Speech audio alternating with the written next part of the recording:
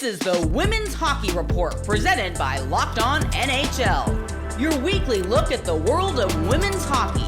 From the PWHL to the international stage, it's the Women's Hockey Report on the Locked On Podcast Network. Your team every day.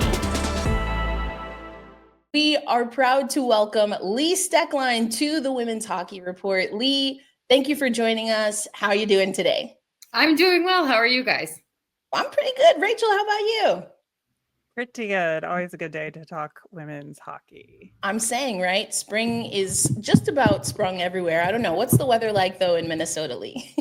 I would say it's nice. I think it's going to get up to maybe 50 degrees today, but it's a really nice, sunny. It feels like spring is here. We'll take it. We'll take it for sure. Well, again, we want to thank you for joining us on the Women's Hockey Report. Of course, you are a member of the Minnesota Frost this year. Also, we'll be representing the United States once again at Women's World Championships that are coming up. We're going to talk about all of that. But firstly, I have a question that I like to ask players and any coaches that I run across. And that is, when did you fall in love with hockey? I started playing hockey when I was 6, and I don't necessarily remember if I immediately loved it or not, but I always liked playing sports in general. And I just remember as I grew up, always looking forward to being at the rink or having hockey season start. And so pretty quickly, I think I fell in love with it. And honestly, my whole family did. We weren't a hockey family before my brother and I started playing. And so once we started playing, my older sister, that's what I vividly remember, is she was like, I think I want to play. And she's 3 years older. So our family fell in love with it right away. And obviously the Minnesota Frost, or PWHL Minnesota, from last year won the Walter Cup in the inaugural season. What was that feeling like? And then what did you do with your day with the cup?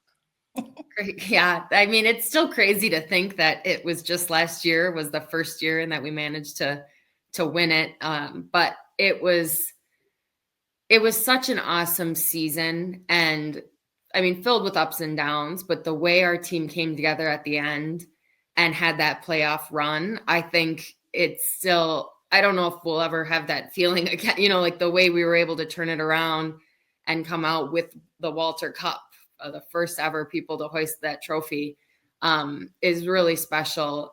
The team, again, was really close. And so to get to share that with all of those girls meant a lot. And then the celebration kind of just got to keep going as we all had our days with the cup. So it was super fun to see what everyone did. There were definitely people who were a bit more creative with their time than I might have been, but it was really fun to have that cup, just bring it home to my family.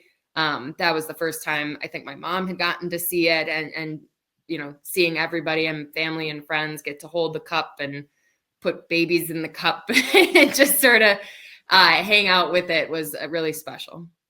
I mean, is it a good carrier vessel for, small humans and other things? Small humans fit perfectly. Again, some people put I don't know if we had spaghetti in it, definitely ice cream in it, different beverages. But babies, I don't know. There was something about them sitting in it that was pretty cute. Man. There you go. Love Everyone's that. going to get like a dupe, right? Just to have some peace and quiet in the house. Oh, man. Well, Lee, we alluded to this in the intro, but you will be making what is a return to USA Hockey. I mean, first, let's just talk about Women's Worlds. Czechia will be hosting. We know there's been a lot of Czech players in the program in the last few years. So what is the feeling for teams getting ready for Worlds around this time? I mean, what are you feeling as USA has announced that roster and is getting ready to prepare? Yeah, I mean, I'm really honored to be a part of that roster. Like you said, it's a return. So just really excited to be back with that team and really excited to go to Czechia. I think, as you said, they're a really skilled team, a good team. And I'm excited they'll get that opportunity to host it. Obviously, we have 2 Czech players on the Minnesota Frost. And so they're excited to kind of bring us to their home and get to show us what their country is like. And it's definitely a different preparing for this World. You're in your PW season right now. And so you're just focusing on those games, but it'll be a pretty quick turnaround and you'll get to go and kind of switch gears when you're over there.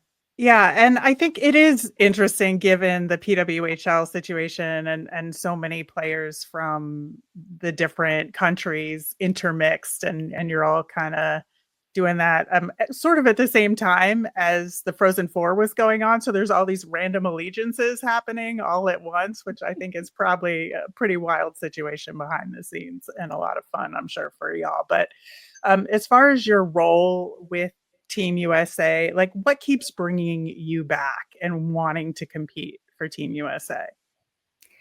Yeah, I mean, Team USA, you get to play the best hockey in the world with the best against the best. And just having the opportunity to go back and be a part of that again, as I continued to play hockey, I think, again, that just speaks to this league. You get to keep playing hockey for longer and longer. And so I'm just really grateful that I have the opportunity. And like I said, to get to go and return and play with those players and play the best hockey in the world. You don't get to do that for very long, if at all. And so I want to make the most of the time I have. And I feel like in some ways this might be a silly question because you are still very much an elite level athlete and competing. And I think it's a question that people like to hear athletes talk about. I mean, are there things, Lee, that you still want to accomplish in your career? I mean, you've done some winning, if we really break it down. I mean, you've been able to win at pretty much every level. And I'm just curious, is there still something, whether it's winning at a certain arena, winning with a certain group, playing a certain role? I mean, is there something that's really driving you to want to keep pushing and continue to compete at the highest level? Nothing really specific. I want to keep getting better every day, and I feel like I still can. And so that's kind of something keeping me in it. And just more winning would be great. I'll take. I'd love another couple gold medals, a Walter Cup. Just getting to continue competing is obviously, frankly, enough to keep me going. But definitely the hope of winning more championships along the way would be awesome.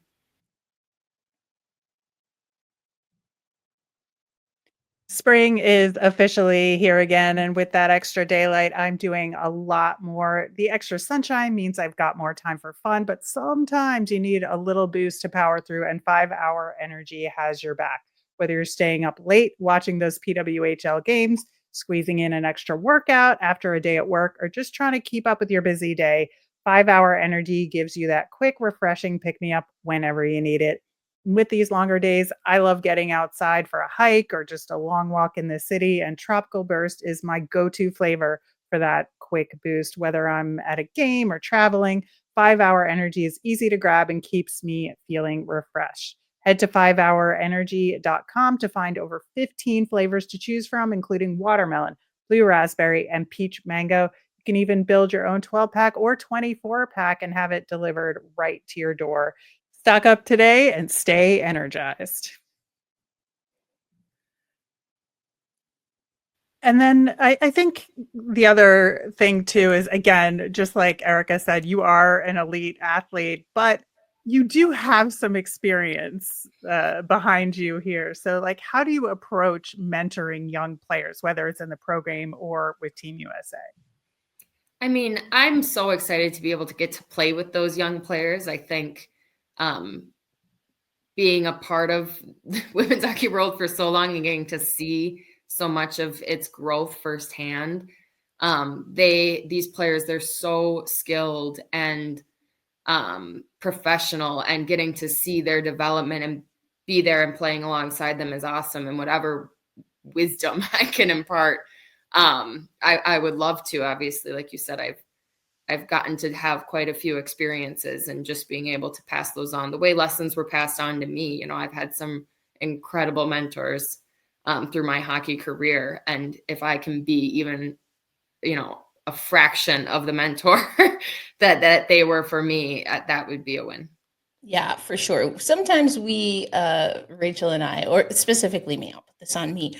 I kind of liken you to Becky Sauerbrunn as the defender for the U.S. women's soccer team. Just, I get the sense that a lot of people look to you as this grounding force, always smiling and things of that nature. I mean, is there a way that you approach being able to be a leader on the team? I mean, like team mom kind of vibes sometimes follow Becky Sauerbrunn. Is that a fitting, comp, do you think, Lee? Yeah, I get called mom quite a bit. And I think I always have. I mean, my on ice play, I try to be a, reliable, steady defenseman. And I definitely, I think, try to lead that way off the ice too. All right. So sounds like we can keep the Becky Sauerbrunn comp. I mean, I see it as a high compliment. I mean, I take it as a high compliment. Yes. All right. There we go, Rachel. We got it. I want to switch gears just a little bit here and ask you about the rivalry series, maybe from a little bit of a macro level. I mean, obviously, what it's like to play Canada in all kinds of settings. But, we've talked about the rivalry series, and now with the PWHL kind of gaining ground, where do you kind of see that rivalry series fitting into the ecosystem now of women's hockey as a player? Is that something that you want? Do you ever think it could expand or should expand? I mean, what are your thoughts there? I'm not sure where it should go or will go. I feel like at the beginning, we were looking for to add more really high level competitive games, leading up to a women's world championships. We didn't get all of those touch points necessarily.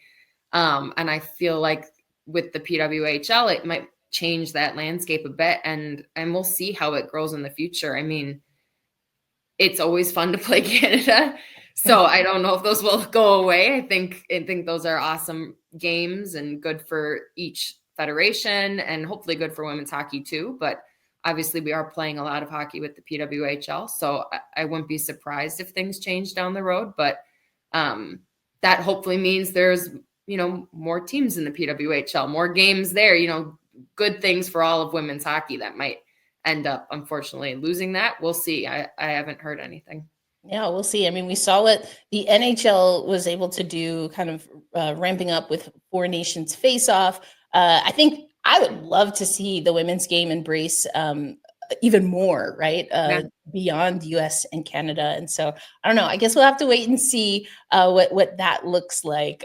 But yeah, to your point, USA, Canada, I mean, that's always exciting. And again, I think there's some teams that are coming up. Absolutely. Yeah. I mean, we used to have the Four Nations Cup, and that was a while ago now, but that was awesome. So yeah, I think there's definitely room for something like that. I think, again, it's good for women's hockey when we get those sort of international competitions against each other. Yeah. Erica brought up the Becky Sauerbrunn comparison there, which makes me think about where women's hockey is starting to fit in the ecosystem of women's pro sports in general, right? And do you see women's hockey as growing within that greater women's sports conversation? I definitely hope so. I think it's an awesome time for women's sports, and continuing to see what increased coverage is doing for basketball, soccer, and hockey. I'm super excited with the way I think our fan base, of course, and then, even people just outside of our fan base, the way it's grown and the people we've been able to bring in with this league and the coverage we're getting, it's been really exciting. I feel like it's established itself in a way that feels like we do fit with those other really established leagues. And so I hope that continues. I think as each league, it's like every league having a little success pushes that next league up. And I feel like we're seeing that now, and just really happy that that women's hockey is able to be a part of that. Today's episode of the Women's Hockey Report brought to you by our friends at FanDuel. Now, we know March Madness is here, and FanDuel is giving you the chance to get in on the action like never before. Right now, new customers can get $200 in bonus bets when your first $5 bet wins. That's 200 extra buckaroos to use on everything from buzzer beaters to Cinderella stories, and even who's cutting down the nets. I personally am watching the women's tournament, and I mean, a lot of people wondering what USC, what the Trojans are going to be able to do now that unfortunately Juju Watkins has an injury. But I think there's another SoCal team that you should absolutely be watching, and that's the number 1 overall seed in UCLA. And you can stay in with all the action at FanDuel. So go visit FanDuel.com and get in on all the college hoops action all tournament long. And, if you think about specific collaborations that you would like to see, are there any leagues that you are really intrigued by, whether what they're able to do within the lines of their sport, or I don't know, like, do you have a fandom? Are you a part of a fandom in women's sports? No, not particularly. I watch sports not as much nearly as a bunch of my teammates who pay a ton of attention to the WNBA, to the NWSL. Like they are into it. I do love watching, of course, the U.S. women's soccer team. They've been awesome forever. So definitely a big fan there. But I do think the more we collaborate, I don't have necessarily a dream one, but the more we collaborate, and I think, Heisey's gotten to do a few things with WNBA. The Lynx have been awesome for us in Minnesota. So I hope we continue to get to do fun stuff like that. I love it. All right. So, maybe diving into the sports of it all when you're not playing is not the vibe. So what are some of the ways that you are able to just take a little bit of a break from hockey? What are some of the hobbies that you like to do? And I think you have a love for Minnesota. So if they're like things when we come to Minnesota, especially in the summer for me, what are the things that you like to do around the Minnesota area? I mean, I love Minnesota. I was just talking to Sophie Jakes the other day and trying to give her recommendations, and nothing crazy comes to mind, just really fun places to go on walks. I have a dog, and so I love to take her fun places, and she's full of energy, so she needs quite a few walks a day. But otherwise, I'm a reader. I'm lucky I have a bunch of family in Minnesota and a young niece. So my hobbies are right now getting to spend lots of time with her. Oh, I love it. I love it. And what type of dog do you have? A yellow lab. Oh, She's napping on the couch right now. But So wrapping up a little bit as far as the remainder of the Minnesota Frost season, obviously the Frost are in a playoff position right now, but Ottawa is not far behind. So what is the team mentality heading into these last 4 games that you have? I think right now the focus is on us and finding ways to continue getting points game after game. So definitely taking it one game at a time. Will be interesting. Of course, we have 1 game left and quite a long break. So being able to, hopefully finish this kind of stretch out really strong. And then when we come back, finding a way to get back together really quick, despite the break, and focus on those 3 games, because it's do or die time. And that's, I think, how we have to treat it. And so, if we were to ask you, what does Minnesota Frost hockey at its best? What does that look like? What does it feel like when this team is competing and just firing on all cylinders? Yeah, I mean, when I think of some of our best games, we've been playing fast, very confident in each other and what that next play is, and very, I think, predictable for one another. I think physical, obviously it's a physical league. And when we're engaging in that, I think we're at our best. And I'm always really proud of how deep our team is. And so when we have all 4 lines, all 6D rolling, I think we're a really, really great team. And then, I just want to ask and go back again to maybe a little bit of a bigger picture from the women's hockey perspective. We're seeing a new league. I mean, I don't have to tell you, Lee, what the history of women's hockey has been like. And from my point of view, it seems like every next version, every iteration is continuing to grow the sport and propel it to an even higher height. So if you look down the road for women's hockey, what do you hope the next 5 to 10 years will look like for the sport? I mean, I hope that the league continues to grow. Obviously, more teams and more places for girls to play after college would be incredible.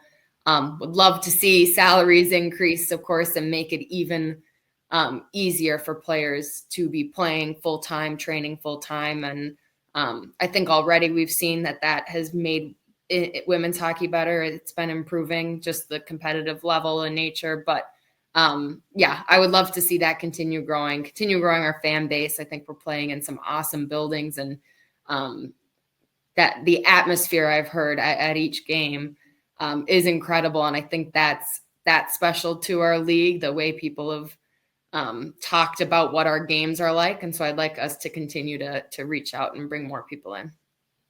Indeed. Love it. You know what? Actually, I have an audible sorry here, Rachel. I mean, for so long in your career, Lee, I feel like your height that you're able to bring to hockey has been a part of the conversation. So now we have a league where the physicality is opening up a little bit, and it's been definitely a part of the PWHL conversation. What has it been like for you as someone who's, size sometimes in the game comparative to people you're playing against has sometimes, I'm sure, been something you've had to be a little more cautious about? Yeah, it's definitely different. I think I'm still finding, that line. It's changed. And I have a lot of habits and been playing a very, very different way for a long time. So it's definitely pushing me to be more physical. And I still obviously want to be careful. We have some big height differences. My elbows are pretty high. And so obviously wanting to play safe, but still bring the physicality for our team. I will say now, obviously, I just played like beer league, right?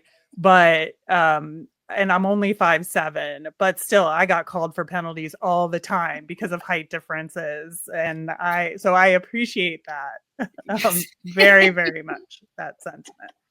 We have to be a little careful. A little bit. Oh man, that's so. I was like, I gotta do it. Well, Lee, thank you so much for your time and for joining us on the Women's Hockey Report. Of course, we wish you and Minnesota the best of luck the rest of the way through. And I mean, we're just gonna put it out there. We had Kendall Coyne-Schofield on the show along with Malika, who will be heading up the PA, and Minnesota got a little bit of a bump after that. So. Hey, there you go. But no, all jokes aside, we're just so grateful to have you join us, and we cannot wait to see what happens, of course, throughout the rest of the PWHL season and at Worlds. But for Rachel, Erica L. Ayala here, and you have been listening to the Women's Hockey Report.